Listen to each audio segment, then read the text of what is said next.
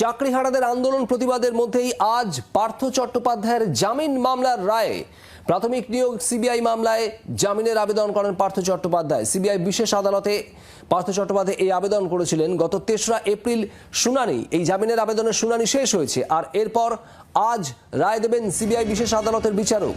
পিয়ালি মিত্র আমাদের প্রতিনিধি রয়েছেন আমাদের সঙ্গে। পিয়ালি, আজ রায় ঘোষণা হবে, ঠিক কি জানা যাচ্ছে?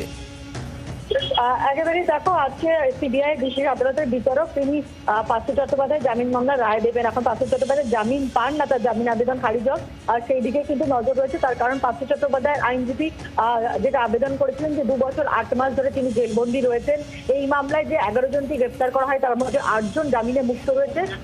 এবং অন্যদিকে সিবিআই বক্তব্য ছিল যে পার্থ চট্টোপাধ্যায় এই নিয়োগ দুর্নীতির মূল চক্রী, মাস্টার মাইন্ড, এবং সম্প্রতি যে তালিকা আসছে সেখানে বিভিন্ন রাজনৈতিক ব্যক্তিত্ব তারা হয়তো সুপারিশ করেছিল, তাদেরকে জিজ্ঞাসাবাদ করতে হবে। ফলে পার্থ চট্টোপাধ্যায় এই মুহূর্তে জামিন পেলে তদন্ত প্রভাবিত হতে পারে, এই বক্তব্য ছিল সিবিআই। ফলে দুপক্ষের সবার জবাব 3রা এপ্রিল শেষ হয়েছে। আজকে আদালত কি রায় দেয় সেদিকেই নজর রয়েছে। যদিও আজকে যদি আদালত জামিনে তাকে দেয়ও তাহলেও কিন্তু পার্থ চট্টোপাধ্যায় জেল মুক্তির সম্ভাবনা নেই, তার কারণ আরো বেশ কয়েকটি এসএসসি মামলাও তার বিরুদ্ধে রয়েছে। ফলে এই মুহূর্তে কিন্তু জেল মুক্তির সম্ভাবনা কমই রয়েছে পার্থ চট্টোপাধ্যায়।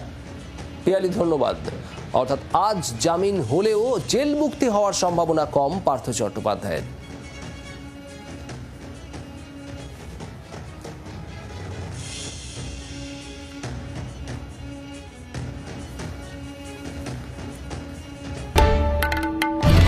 বাংলার আওয়াজ, বাঙালির আবেগ, জি 24 ঘন্টা।